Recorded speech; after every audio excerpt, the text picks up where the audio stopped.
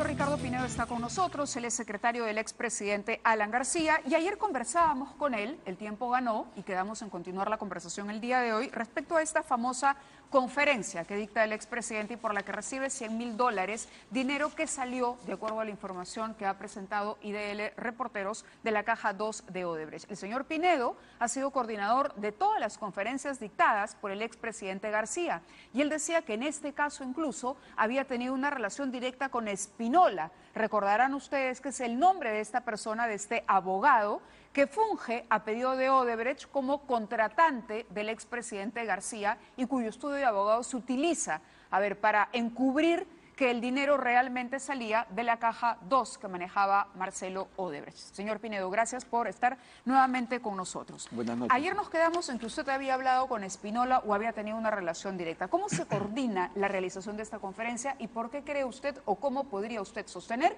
que en efecto el expresidente no tenía idea que el dinero era ilícito con el que se le iba a pagar? En primer lugar, porque yo no coordino con el señor Espinola. Pero usted dijo que ayer no. Perdón, yo coordino con el estudio Espinola, ¿de acuerdo? Si usted ve el contrato, lo firma la señora o señorita, no la conozco, Deni Regina Segura, si usted tiene el contrato a la vista.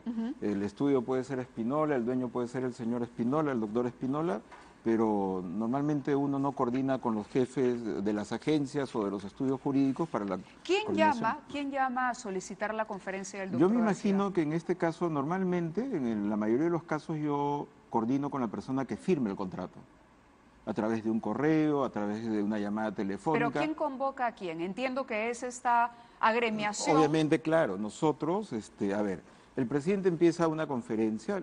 Yo le quiero explicar muy brevemente el porqué de las conferencias, que mucha gente no entiende, dicen por qué tanta plata y por qué tantas conferencias.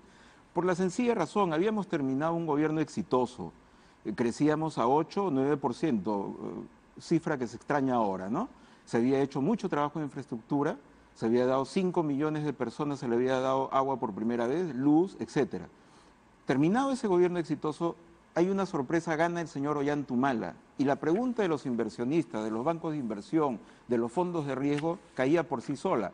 ¿Qué va a pasar en los próximos 5 años? Y ellos se comunicaban conmigo y me decían, ¿qué mejor que el presidente, que no solamente ha hecho la gestión muy positiva y reconocida en América Latina, sino que nos avisore qué podría suceder para nuestras inversiones en los próximos 3 años, 4 años? Es así que se van dando las conferencias, el presidente asiste a una, luego me llama una persona, porque el presidente tenía unas tarjetas de presentación. Nosotros no tuvimos agencias de speakers, que son muy usuales. Es decir, era a través suyo claro, que se coordinaban todas las agendas para las conferencias. Así es, el presidente tenía una página web, nos escribían ahí, miren, nosotros somos del Consejo Empresarial Ecuatoriano, queremos contar con el presidente, veíamos posibilidades de fechas, pagos, costos. A ver, le quiero mostrar a continuación una línea de tiempo que hemos trabajado durante todo el día para plantearle las incongruencias que IDL destaca de las fechas entre el dictado de la conferencia, la firma del contrato y el pago al expresidente. Vamos a ver rápidamente los pictures.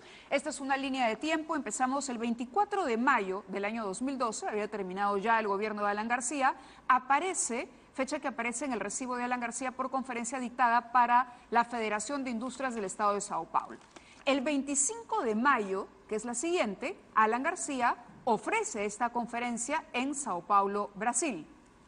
¿No? Él recibe $100.000 de pago que fueron depositados en su cuenta del Banco Continental en Lima. Así es. Hoy se sabe que el dinero, de pago, vino de la Caja 2. Hoy se sabe. Hoy se sabe. Hoy se sabe.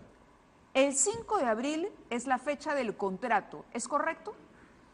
Mire, esto ha sucedido ya cuánto tiempo, cuántos años. Yo me guío por mis documentos. Sí. Lo que le decía ayer, Mávila, ¿sabe qué? Le ahorro el trabajo de investigación de IDL y Gorriti. Ya, hicimos el primero la conferencia y luego el contrato, ¿ok? No, es abril-mayo, está bien. Ya, por eso. Primero fue la conferencia y luego firmamos papeles y el contrato y regularizamos con fecha anterior. ¿Eso significa algo? No, estamos hablando de lo contrario. 5 de abril de 2012, según tengo, es la fecha del contrato. A ver. Firmado entre García y el operador José Américo Espinola por dicha conferencia. A ver, si nos ponemos de acuerdo. La tesis del fiscal, que es la tesis de Gorriti, casi hablamos de la misma persona, ¿no? Es la siguiente, ¿Por qué? que ¿Por qué? Porque nosotros cuando fuimos a la audiencia, que se nos avisó que se iba a suspender, un día antes se nos avisó, a mí personalmente, yo creo que ya es momento que se sepan algunas cosas, ¿de acuerdo? Sí, me avisaron que ya el presidente estaba en vuelo hacia Lima, y en la noche me dicen, mañana no hay audiencia, preocúpate porque no es usual esto. Le comento al presidente, nos sonó raro, aún así fuimos al edificio. Apareció el fiscal y en efecto nos dijo... La suspensión. La suspensión, ¿por qué? Porque paralelamente, y minutos antes que entrábamos nosotros a la oficina del fiscal, anunciaba una bomba. Y la bomba fue la fecha. Le concedo, primero hicimos la conferencia, luego hemos firmado documentos, regularizamos, nos hemos puesto de acuerdo seguramente, oye, le ponemos la fecha anterior. ¿Eso qué implica? Acá yo tengo un contrato firmado entre García y el operador José Américo Espinola. Usted dice que se firma con una persona del estudio que no es el mismo José Américo Espinola. Usted está hablando de un recibo, ¿cierto? Acá tengo fecha de contrato firmado entre García y el operador José Américo Espinola. Acá tengo el Espinola. contrato. Ese es el contrato. Sí. Y lo firma la señorita o señora Deni Regina Segura por el estudio Espinola Consultoría Jurídica. ¿Por qué Espinola declararía que en junio a él Odebrecht le pide que encubra esta operación? Yo no puedo responder por terceros. Lo que ellos pensaban, opinaban o simplemente nos estaban jugando mal en el sentido que Espinola se dirige a nosotros y no sabían quién iba a pagar, eso es un problema que nosotros no tenemos por qué explicarlo. ¿Y por qué firman el contrato con posterioridad a la conferencia? ¿Cuál fue la razón? ¿Por qué? ¿Posterioridad? Usted me acaba de Primero decir... es la conferencia, luego firmamos, nos ponemos de acuerdo con los términos del contrato y ponemos fecha anterior. ¿Cuál es? Pero el orden lógico no es al revés, es Ya, decir, uno negocia cuánto va a ganar por una conferencia obviamente, antes de que esta se realice obviamente y que los no, términos y cómo se le va a obviamente pagar. que no se va a dar la conferencia primero y luego acordar el precio. Si nosotros ya hemos llegado a un acuerdo vía correos, teléfono... ¿Tiene esos correos? Tendría que buscarlos. Yo muchas veces hemos conversado por correo con los clientes, muchas veces por teléfono, muchas veces el contrato se resolvía en un minuto. Por ejemplo, Bank of America, en una conversación de 5 minutos, Ricardo, ¿cuánto tiene disponible el presidente tales fechas? Sí. Ok, mira, son 30 minutos, tenemos 20 inversionistas para América Latina y los honorarios... ¿Y cuáles fueron las circunstancias que rodearon a la coordinación de esta, que es la conferencia en cuestión? He debido coordinar con esta señorita que está acá, Espinola, Deni Regina Segura. Pero por eso le vuelvo a preguntar, sí. ¿Por qué no se pusieron de acuerdo antes y firmaron un contrato antes de la conferencia? Lo regularizamos después. ¿Por qué? La pregunta es ¿por qué? ¿Por qué? Porque lo regularizamos después. No, esa no es una respuesta. ¿Pero por Ricardo. qué? O sea, no hay nada ilícito en regularizar un contrato entre privados. No hay nada ilícito, pero tiene que haber una explicación. A ver, siguiendo la tesis... Si la comunicación es fluida... Siguiendo la tesis y usted es el del encargado fiscal, y se trata de un expresidente, ¿por qué no tomar todas las precauciones del caso? Pero ¿cuál es el delito? O sea, ¿cuál es lo ilícito, cuál es lo irregular? La tesis del fiscal es lo siguiente. El presidente Alan García sabía del pago de Caja 2 porque firmó después. Pregunta, si firmábamos antes, ¿ya no sabíamos de Caja 2? ¿Cambia en algo la figura? No sé si me explico. La fecha, ¿cambia en algo si sabíamos o no sabíamos? A mí ya me asusta, son 34 conferencias, ahora se supone que tenemos que saber de dónde nos pagó cada cliente. Ha habido conferencias, Mávila, y yo he sido testigo de eso, que por ejemplo, contrato 50% 5 días antes, no voy a decir quinto, no se cumplía. Y corríamos el riesgo, es un riesgo de privado, presidente, no han cumplido con, bueno, pero mire, es tal, van a pagar. ¿Y el presidente ofreció una conferencia por la que le pagarían $100.000 sin ningún tipo de garantía?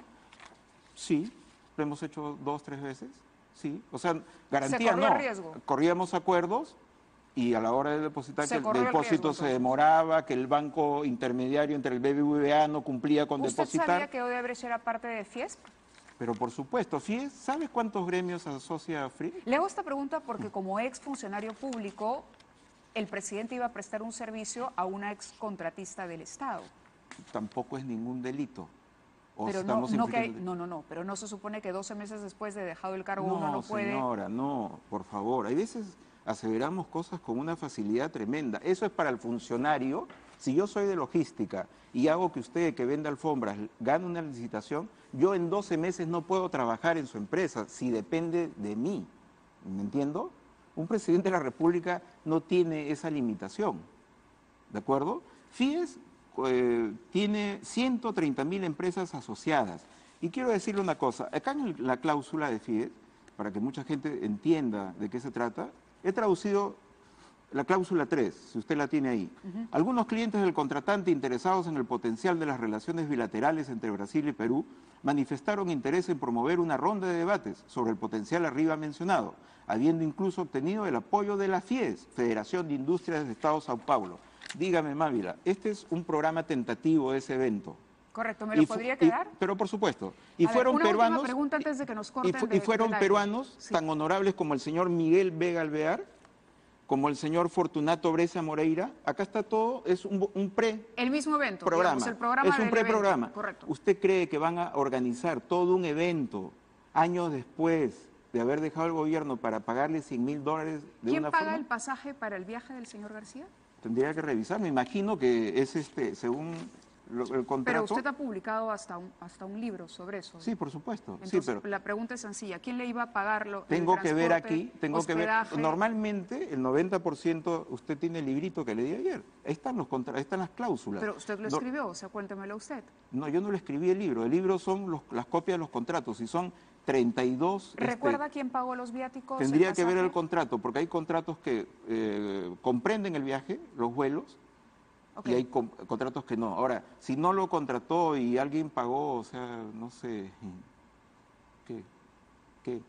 No hay que tener mucha sospecha, ¿no? Muy bien, Ricardo, le agradezco que haya estado con nosotros aquí y me gustaría que nos deje los documentos para poder revisarlos con calma. ¿Cómo no? Muy amable. Gracias a ustedes también por su atención. Volvemos mañana a las 9 en punto.